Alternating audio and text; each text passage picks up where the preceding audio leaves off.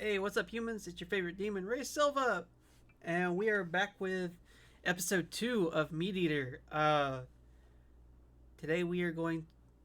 Looks like it's going to be Alaskan black bear. So, I'm really happy that the last one got some views. I was really worried that it was just going to sit at 0, but thank y'all for at least like bothering to click on it. I mean, it did mean a lot. I said I kind of want this to be like a little series in its own way, just because it's a lot of fun, and again, I get to enjoy something outside of the VTuber realm that I enjoy and get to share it with y'all. If that makes sense. Anyway, so this is MeatEater. Episode 2, and again, link for the original video will be in the description, and we're gonna jump right into it. On this hunt, I'm headed to the Chugach Range in south central Alaska in pursuit of black bear. This rugged country won't give you much, so when you get your chance, you gotta be ready to drop the hammer. Man, what a day. I'm Steven Ranella. To me, hunting isn't only about the pursuit of an animal. Never had bear. I would like to try bear at least once. And what we're made of. It's about sustenance, survival. It's about connecting to the land. It's about the purity of the challenge. It's about maybe life. One day. In each and every one of us, there is a primal instinct to hunt and consume. I will say I don't live. I live to hunt and hunt to live. Where I live, there are no bears.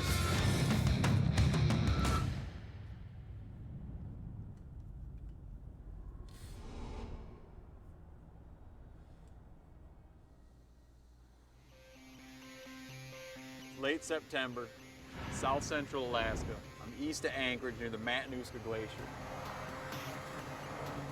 I'm getting ready to head up into the high country in search of black bears. Got a few days to spend up here. The hills right now are loaded with blueberries, and my thinking is there's gonna be black bears feeding on berries and putting on a big old layer of blueberry flavored fat. See, and that's like, that sounds amazing to me, because I like blueberries. So, I mean, I don't know, it just sounds really good. To get into a good area that people don't go to. I'm gonna go down. Because I have made a raspberry kind of barbecue sauce with deer meat that was really good. So I'm wondering if, it kind of has me like, I wonder if it's just kind of the same thing. I don't know. Under the Matanuska. Cross that in my pack rat. Then I'm gonna bushwhack up a tributary stream until I start getting above tree line, and then I'll shoot off on some different ridges and start glassing for bears. I think there's a very strong possibility we're gonna wind up running into some big fat black bears.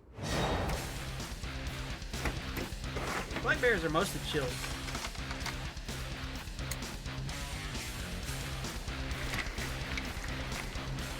Mostly.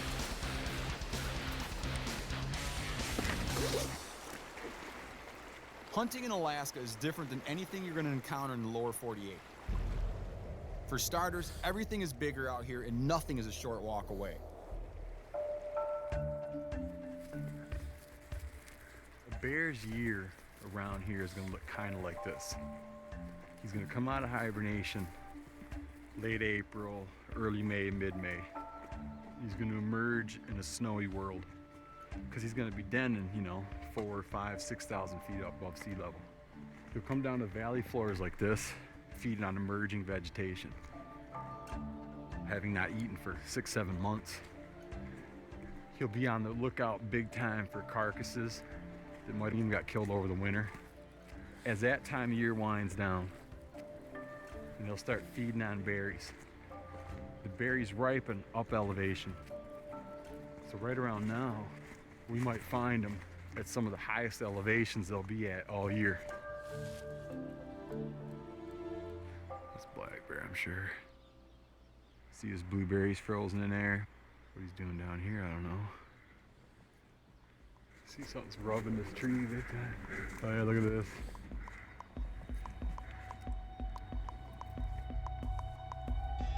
It's a grizzly. It's not who we're after. It's a grizzly bear. See, you rub this whole thing up, just scratching. Grizzly's the one you don't want to run into.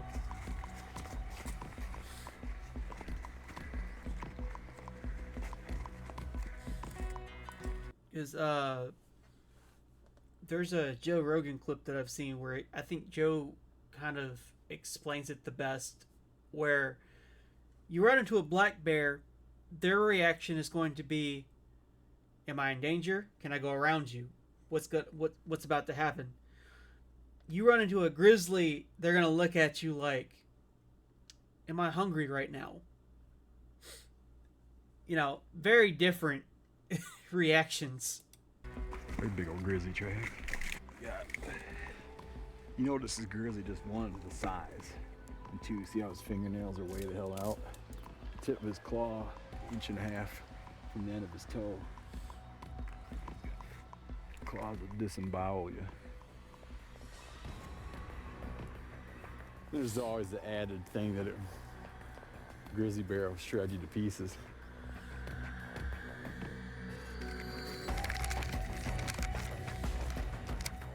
Right now I'm eyeballing a valley and there's a potential route up out of the timber would be to catch this next tributary, ditch camp down here, just buzz up there for the day, glass it out, plan on coming back down at dark.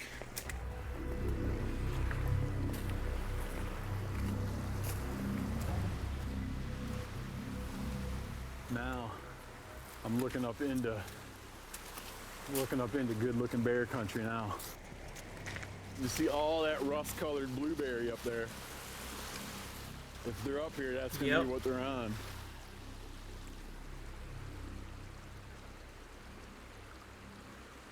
Oh! Oh yeah. Plain as day up there, man. What in the world are these things doing up that high? Look at that. He's just chilling. He's just eating. That's a nice fat bear up there. Oh yeah. Just plain as day. I want to very carefully, based on the topography, mark the location of that bear, knowing that I might not see it again for 2 or 3 hours, or I might not ever see it again. And I need to follow up the canyon. And when I get to a point where I feel like I may be even because their sense of smell is absurd. with the bear, They'll smell you for like a mile out. or hopefully a little bit downwind of the bear, then I can start working my way out of the canyon and going up and try to relocate it. It's a pretty grueling hike to get past the tree line, but the sight of fresh berries lets me know I'm close. As I get into the alpine, I lose track of the area that the bear was in. All I can see are herds of mountain goats, which would be great if I had a tag for them, but I don't. These animals make a home for themselves on lofty peaks and cliffs, some real nasty country, and it can make for a challenging hunt. But I'm after bear, and soon enough I see one. Now I'm not sure if it's the one that I saw earlier, but either way, it's way out there. That thing is up there. Yeah, man. it's one of those things. It's one of those things like you're not getting him. He's gone.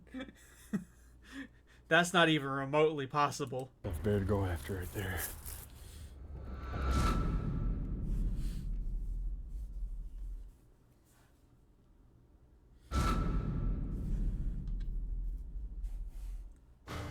I will say one of a big thing for hunting is to know when what is feasible to go after and what is not.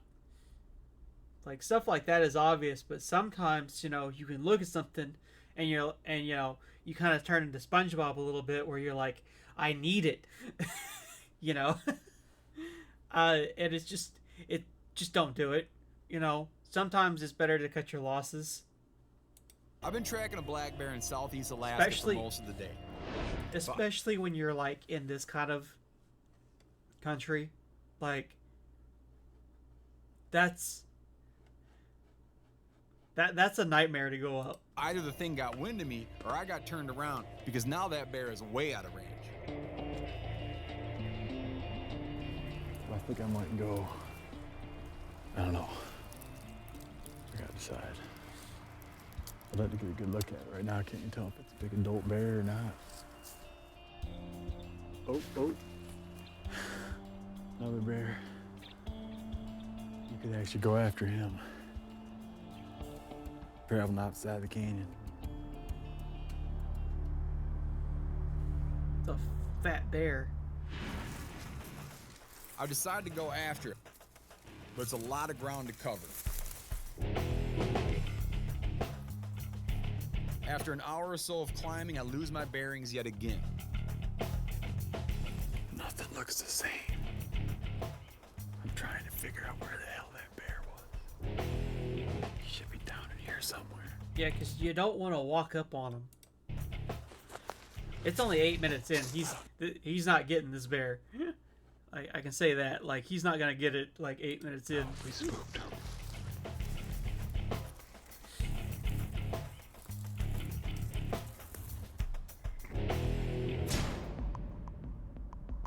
There's 2 bears here.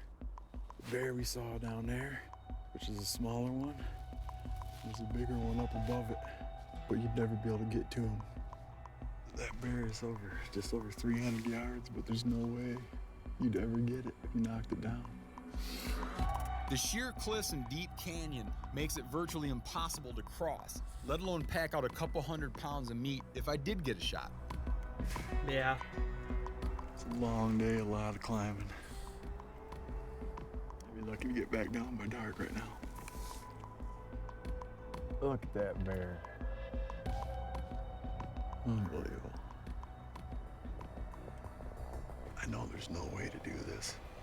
It'd be like suicide to cross this thing. But you can tell he's still trying, like, and that's very much a hunter thing. It's like we're sitting there, like, we'll sit there and like we know we can't do this, but we're still trying to find like that one, like, maybe, like, you know, ultimately, I can't. yeah, just no. I won't be able to live with myself if I don't go over there and have a look. Yeah. I had to let it go, personally.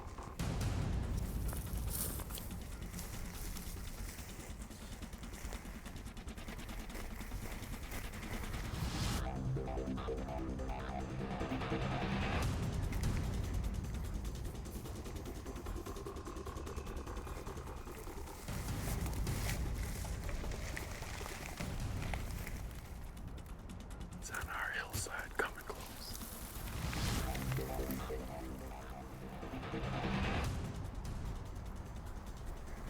We might get this bear yet. Thank God. I don't have time to wait him out. Yeah.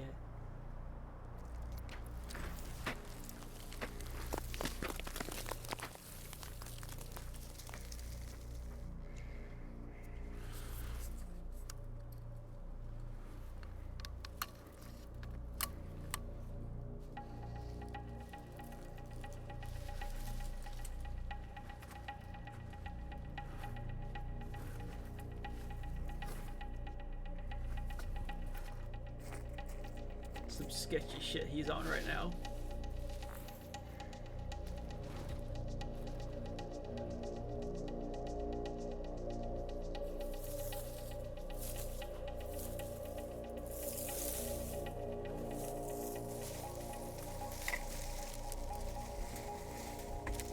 Oh, right there.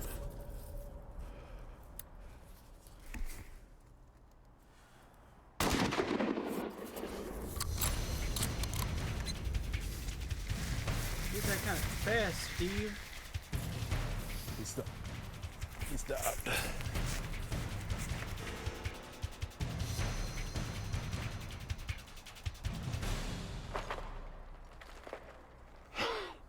That was a Okay. rough stock right there. Jeez Louise. Damn, okay. This is some tough country to hunt in, man, I tell you what. Wow. That's gonna be a good bear right there though, man. He's a fatty. But man, it's gonna be a chore getting it out of there. It was a lung shot. Within seconds, the bear piled up. The hunt is over, but the work is not. Now I gotta figure out a way to get a couple 100 pounds of meat, Yeah, now for the fun part. fat, hide, and skull out of this canyon and back to my camp. And by fun got part, I about mean an the hour part or that so of nobody daylight left, likes. so I'm gonna have to make some tough decisions here.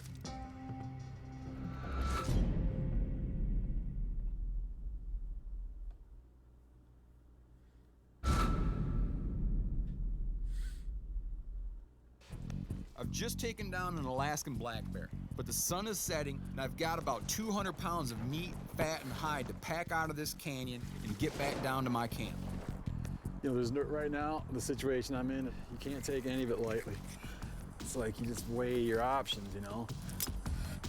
And for me, I think the best thing for me is that you got it so the meat can cool. Come back tomorrow. Hope there's not another bear on it. Or if there is another bear on it, that he hasn't eaten all my favorite parts yet. But I think we'll be all right. Could be wrong, but you never know. Yeah.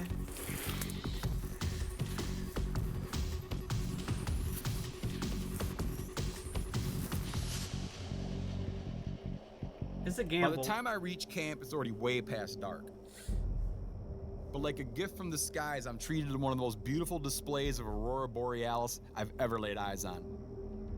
It's just enough to keep my spirits up and my feet moving. Getting cold too. That was definitely down below freezing now. Oh, I just want to crawl in my bag. Honestly, the thing I'm thinking now is that I get to worrying about that meat up there, man. Like a bear's gonna get on that. I just got this awful feeling now that I'm gonna get up there in the morning and something's gonna be up there snacking on that bear.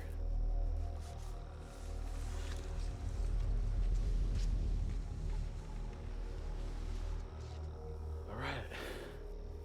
Just have to wait and see now.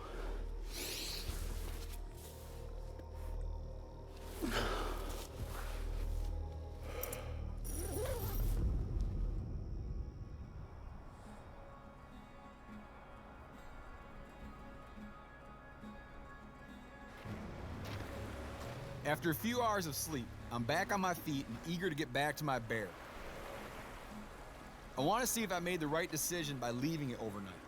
I had set a waypoint location of the bear on my GPS, so I don't get turned around again up there. But nature has a way of cluing you in on such locations as well. I bet you that's it. We might be picking up on the odor from those guts coming out. I bet that's it. Yep.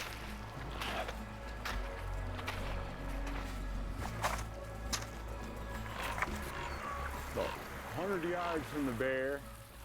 Hopefully Mr. Grizz ain't up here. That would suck.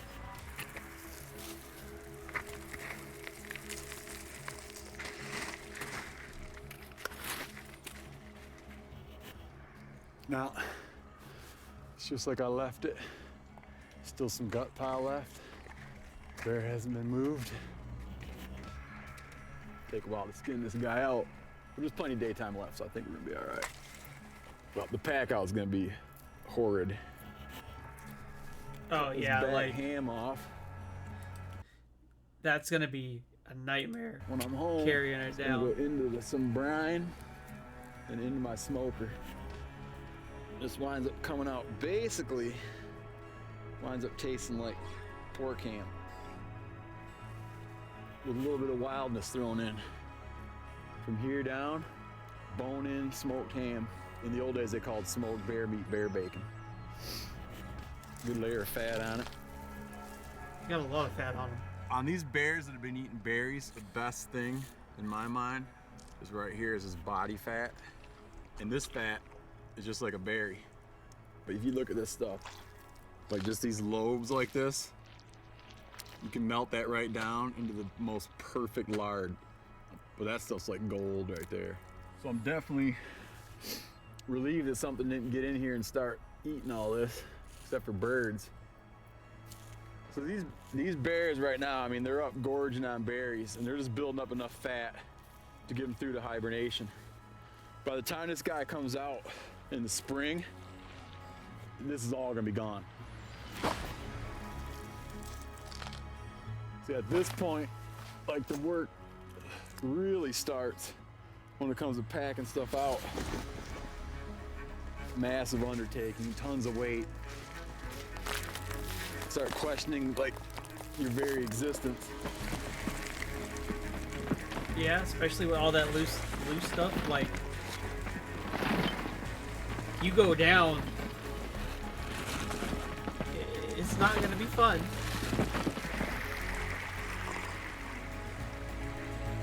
Now, I'm pretty much out of here. So now my mind is jumping to the part where I finally get to eat some bear meat. He's like, now I get to I'm eat stuff. starving. He's like, now I get to eat. Let's go.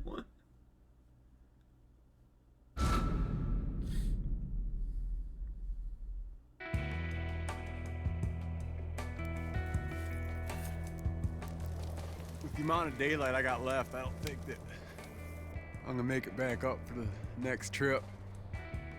So what I'm gonna do, I'm just gonna unpack, have dinner and stuff, spend the night, and then get up early in the morning and go back up for that next load. So let's fix up something to eat here, celebrate my bear kill. I'm gonna take some of this fat, and I'm gonna render it down into cooking oil. Then I'm gonna do deep fried, maybe sirloin, maybe loin. Just deep fry it right in the bear's fat. So it's like bear meat cooked in bear fat, which is good backpacking food because that stuff's energy packed. Stuff's like cutting sushi.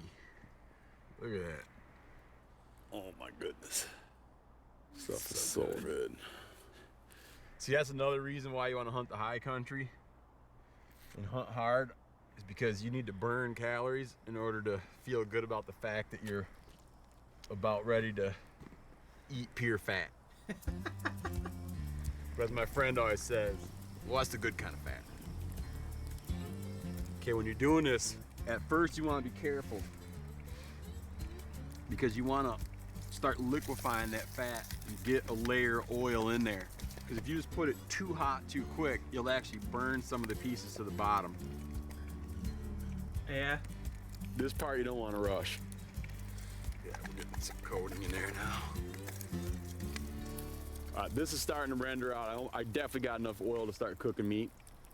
I just need to grab the pieces I'm gonna throw in there.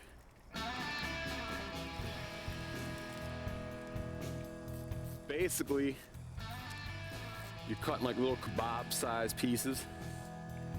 You do want to make sure to cook bear meat well. Black bears now are the leading cause of trichinosis. You can imagine like how few people eat black bear meat. The fact that it makes up 90% of the trichinosis cases in the US should illustrate to you how prevalent trichinosis is in bears. It doesn't affect the bear really, it doesn't do much to them, but it can make a person pretty sick. Trichinosis is actually killed at a pretty low temp. I mean, you could cook it like 150 is fine to kill trichinosis.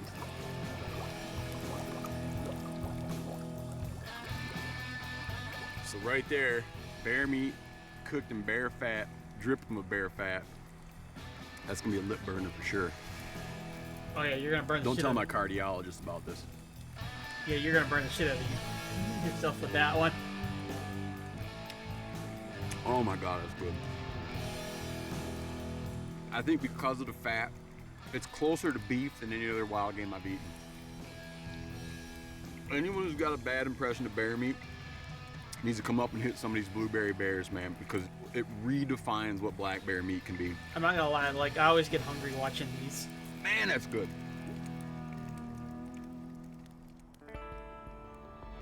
There's something magical about hunting the backcountry in Alaska. Every time I have the chance to hunt this rugged country, I feel lucky. In my mind, what you put into a hunt directly affects what you get out of it. This bear is gonna feed me and my family for weeks. And with every taste of it, I will think back to this canyon-filled mountain range, and I'll remember just how much effort went into bringing home this amazing bounty. That is the true beauty of hunting for your own food. Oh yeah, 100%, 100%. Anyway, if y'all enjoyed this, hit like and subscribe.